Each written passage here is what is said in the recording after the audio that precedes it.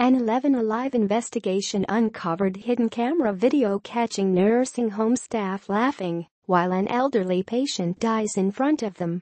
The incident happened at the Northeast Atlanta Health and Rehabilitation in 2014, but the video was recently released as part of a lawsuit filed by the family. Attorneys representing the Atlanta nursing home tried to prevent the 11 Alive from obtaining the video.